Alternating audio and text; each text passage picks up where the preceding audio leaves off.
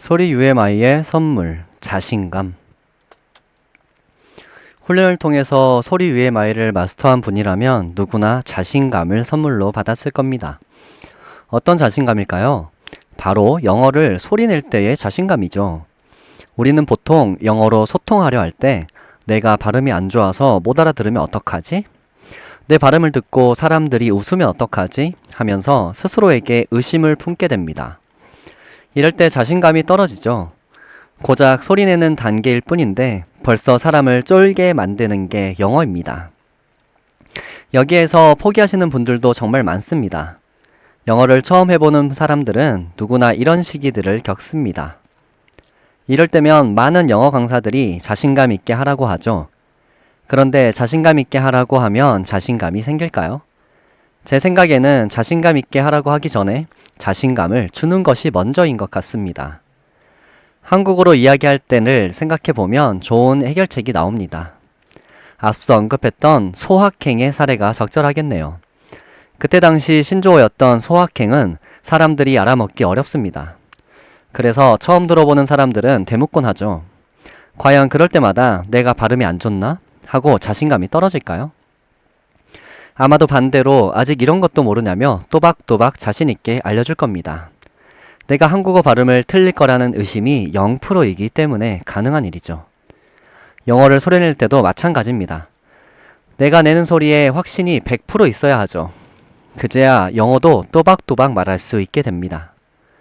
흔히들 영어는 버터 발음이나 굴러가는 발음이라고 생각합니다. 그래서 자꾸만 어중간한 소리를 내거나 발음을 뭉개기 일쑤죠. 그때부터 이미 잘못된 영어의 길로 들어섰다는 것도 모른 채 말이죠. 아마 여러분도 영어를 또박또박 말해라 라는 소리는 처음 들어봤을 겁니다. 안타깝게도 말이죠.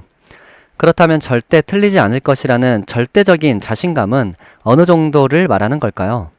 상대방이 계속 못 알아들을 때 점점 성질을 내면서 말하게 되는 정도라고 생각하시면 됩니다. 내 발음이 이상해서 상대가 못 알아듣는다고는 꿈에도 생각할 수 없는 수준이죠. 무빙 영어의 소리 UMI 과정을 온전히 마스터한 분이라면 또박또박 영어를 소리낸다는 개념을 선불로 받았을 겁니다. 이제 많은 연습만이 답입니다. 저와 영어를 공부하는 저학년 아이들은 2학년 때까지 스펠링 시험을 전혀 보지 않습니다. 많이 듣고 소리내며 영어 소리 데이터를 한글만큼 많이 축적시켜주기 위함이죠. 그러다가 3학년이 되면 슬슬 쓰기 시험을 보기 시작하는데 듣고 말하기만 하던 소리를 글자로 처음 옮겨보는 아이들은 당연히 철자도 많이 틀립니다. 그럴 때마다 제가 해주는 두 가지가 있습니다. 이것을 해줄 수 있는 사람이 영어 학습자 옆에 있느냐 없느냐가 결국 그 학습자의 영어 환경의 질을 결정합니다. 다시 말해서 이 두 가지를 해줄 수 있는 능력이 있느냐 없느냐가 영어 선생님으로서는 가장 중요한 부분이라는 것이죠. 어쨌든 제가 학원에 도착하면 하루 종일 해주는 서비스가 바로 이겁니다. 1. 아이가 틀리게 쓴 단어를 그대로 소리내어 들려준다. 정말 어려운 기술입니다. 한국어로 치면 책상을 쓰라고 했는데 아이가 책상이라고 쓴 상황이라고 보면 됩니다. 이때 책상과 책상의 소리 차이를 정확히 만들어서 들려주는 것은 한글인데도 쉬운 일이 아니겠죠. 더군다나 학습자가 쓰는 오답에는 책상뿐만 아니라 책상도 있고 책상도 있습니다. 이것이 소리 차이를 하나하나 느껴지도록 들려줄 수 있어야 합니다. 다시 영어로 돌아와 보면 desk를 desk로 썼을 때 desk의 소리를 정확히 들려주는 겁니다. 그리고 곧바로 이 올바른 철자로 된 단어의 소리를 천천히 들려줍니다. 그렇게 학습자가 desk와 desk의 소리 차이를 충분히 느끼도록 해주고 desk를 소리내며 적음으로써 소리가 문자로 옮겨지는 것이 어떤 것인지 몸으로 느끼게 해주는 겁니다. 그러면 학습자들은 에의 에와 이의 에를 구분하고 S의 시옷과 C의 시옷, X의 시옷 같은 것들을 구분합니다. 다른 말로 표현하자면 영어 소리를 훈련한 학습자들에게는 시옷 소리가 최소 3가지로 세분화된다는 말입니다. 이 과정을 몇 개월 반복하면 그전에는 똑같이 들리던 L의 리얼과 R의 리얼 같은 것이 다르게 들립니다. 이 수준이 되면 그때부터는 들리는 대로 쓰는 것이 곧 스펠링이 되죠. 그런 교육을 받은 사람들끼리는 전혀 다른 수준의 대화가 오갑니다. 한 친구가 스펠링을 몰라서 옆에 있는 친구에게 물어보면 친구는 스펠링을 알려주는 것이 아니라 그 단어의 소리를 천천히 또박또박 들려줍니다. 그러면 그 소리를 듣고 스펠링을 하나하나 적게 되는 것이죠. 그야말로 영국이나 미국, 캐나다의 교실에서나 볼 수 있는 장면이 한국의 작은 학원에서 펼쳐진 겁니다. 무빙 영어의 소리 UMI가 여기까지 가능하게 만들더군요. 처음 학습자들이 이렇게 하는 걸 봤을 때는 너무 놀랍고 감격스러웠습니다. 지금도 가끔 그때 당시 녹화됐던 장면을 돌려보곤 합니다. 이제 스펠링을 외우는 시대는 끝났습니다. 소리를 듣고 그대로 받아쓰는 시대입니다. 이것은 단순히 좀 특이한 방법으로 학습한다 정도가 아닙니다. 곧 엄청난 결과로 이어지기 때문이죠.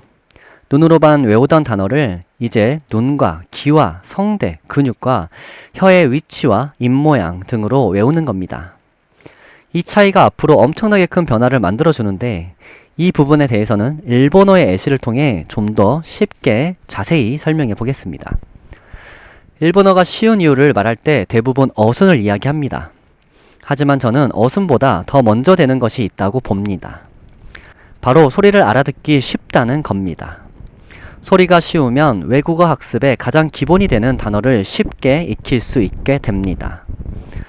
그러니 일본어를 익힌 대부분의 사람들이 이런 말을 하는 거죠. 그냥 일본 애니메이션을 좋아해서 자주 봤다. 일본어 소리는 한국인이 다 알아들을 수 있는 범주 안의 소리로만 이루어져 있기 때문에 가능한 일입니다. 어수는 사실 생각처럼 그렇게 큰 장애가 되지 않습니다. 단어를 많이 알면 어수는 아주 쉽게 해결됩니다. 반대로 이런 사람 봤나요? 그냥 미드 많이 보다 보니까 영어가 되더라. 장담컨대 의식해서 엄청난 대사량을 다 외운 것이 아니고서는 영어 기반의 매체를 아무리 봐도 일본어가 익혀지듯 자연스럽게 익혀지는 일은 절대 일어나지 않습니다. 저도 미드로 공부하다가 실패해본 장본인입니다. 일본어는 잘 들리기 때문에 자막이 필요 없는 순간이 매우 일찍 찾아옵니다. 듣기만으로 모르는 단어의 스펠링마저 맞출 수 있기 때문이죠. 하지만 영어는 어떤가요? 해보신 분들은 알 겁니다. 내가 이미 알고 있는 단어도 어떤 문장에 어떤 위치에 들어가 있느냐에 따라 전혀 안 들리거나 다른 단어처럼 들리기 일쑤입니다. 그러니 이 모든 것의 시작은 어순이 아닌 소리라는 겁니다. 소리만 일본어처럼 하나하나 알아들을 수 있어도 영어는 아무런 교재 없이 어떠한 방법도 필요 없이 자동으로 정복됩니다. 첫 단추를 이렇게 끼웠어야 했던 겁니다. 사실 이것을 지금에서야 제가 최초로 발견한 것은 아닙니다. 조선시대 우리 조상들은 모든 영어 소리를 철저하게 표기해 왔습니다. 일본 식민지 시대 전까지 말이죠. 그렇다고 무빙 영어의 소리 UMI가 영어를 일본어가 들리는 것처럼 바로 다 들리게 해주는 것은 아닙니다. 그런 일은 영어라는 언어의 성격상 앞으로도 일어날 수 없습니다. 하지만 적어도 자막을 보며 영어를 들으면 왜 저런 소리가 나는지 정도는 이해되는 경험을 할 수 있게 해줄 겁니다. 그렇게 한번 자막을 보면 그때부터는 점점 또박또박 들리고 말할 수 있게 됩니다. 일본어처럼요. 외국어 학습에서 일본어 학습을 최하 레벨이라고 봤을 때 영어가 바로 그 다음이 되는 일이 일어난 겁니다. 일본어 학습에 한 단계만 더 놓으면 영어도 일본어처럼 만만해질 수 있다 이 말입니다. 소리 UMI를 마스터해보신 분들은 이미 느꼈을 겁니다. 이것이 제가 15년 동안 연구한 보람이고 성과이자 유일한 제 삶의 목표입니다. 놀라운 깨달음의 순간이 끝나버린 것 같아 아쉬울 겁니다. 무빙 영어의 소리 UMI를 제대로 깨달았다면 말이죠. 그러나 걱정하지 마세요. 이런 깨달음의 순간이 다음 글에도 계속 이어질 겁니다. 다음은 무빙 영어 단어 UMI로 갑니다. 소리 UMI보다 더 큰 도파민 유발제이니 기대에 왕창하고 보시기 바랍니다. 감사합니다.